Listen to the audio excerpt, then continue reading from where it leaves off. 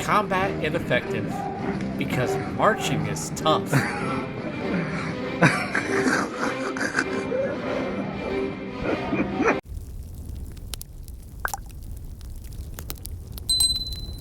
As many of you may well know, it has been a while since I have posted any new videos.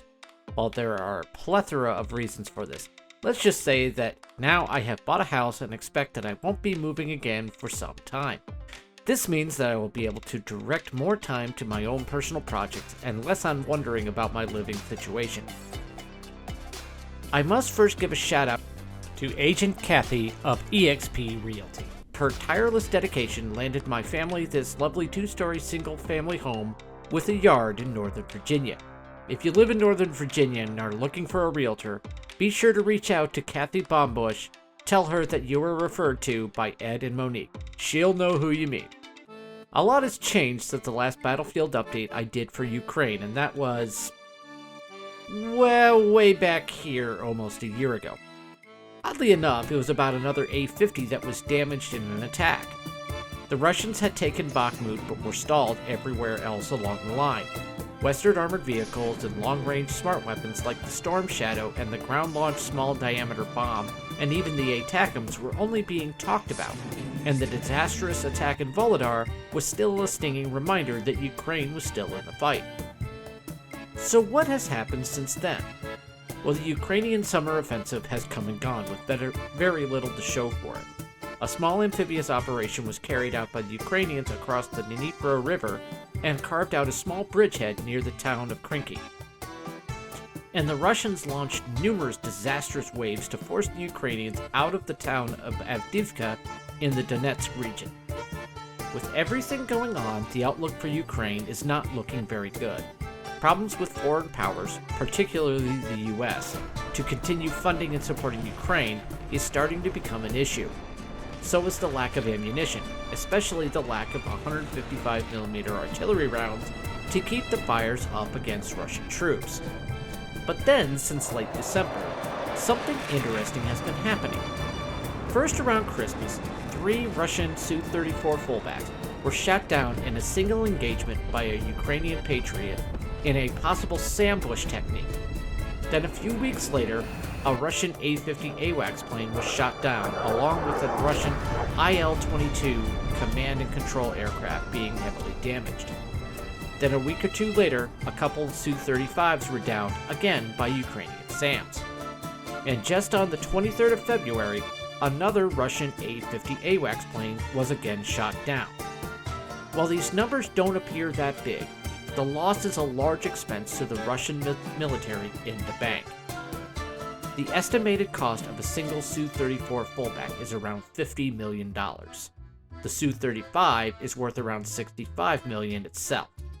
But that pales in comparison to the cost of the A-50. The A-50 comes in at a whopping $250 million per plane.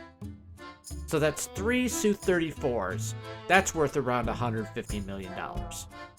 The Su-35s lost are worth another $130 million. But when you add the loss of 2 A-50s, that gives you a grand total of somewhere around $780 million in just a few weeks' time. So do I think that Russia is hurt by these losses? For the Su-34 and Su-35, the answer is a resounding no. They have so many of these aircraft that they can easily be replaced on the line. For the A-50s, that is where the answer begins to get a lot more tricky. Wikipedia is showing that for the new A-50U models, there were as many as 8 total airframes for the A-50 as of September of last year. If that number is correct, then a full 25% of their A-50U fleet has been down. Cause for celebration, right? Well, yes and no. War is always about trying to find an advantage and trying to balance risk versus reward. With the Su-34s that have been lost, the risk for loss was fairly low, but the reward was fairly high as they were providing close air support to ground troops in combat. A well-placed bomb can turn a battle for a side quickly. The loss of multiple planes, when the numbers available are high, also lowers the risk. Same goes for the Su-35s. While their risk is a bit higher because they are a premier air superiority fighter in the skies, they are still low risk as the Russian SAM coverage and additional fighters they have more than outweigh the losses. The A-50Us, however, have a much higher risk. They provide crucial detection areas that cannot be provided any other way. Why? When you look at the most advanced ground radar systems in the world, the curvature of the Earth, along with changes in terrain and elevation, make finding low-flying threats a problem. The A-50, like other AWACS in the world, provides coverage so high up that it can negate this disadvantage and be able to find low-flying targets out much further by providing a much higher line of sight. The fact that the A-50s that have been shot down are operating in a very similar area to one another shows that there is clearly a gap in the air defenses for Russia in this area. But it also shows that Russia is becoming much less cautious in their air campaigns. This, coupled with the losses on the ground and the disaster that is the Black Sea Fleet, and it is becoming clear that despite the heavy losses, Russia is beginning to push harder against Ukraine than they have since the beginning of the current hostilities 2 years ago. As an analyst, this leads to one conclusion. Unless there is a major victory for Ukraine that breaks the Russian lines, Ukraine is now facing an increasingly worse situation that may force them to the negotiating table in a ceasefire that greatly benefits the Russians. Thanks for watching this video. If you enjoyed this, please like and subscribe, and check through our library for lots more content. I am Raven for Combat Ineffective, and I will see you on the next video.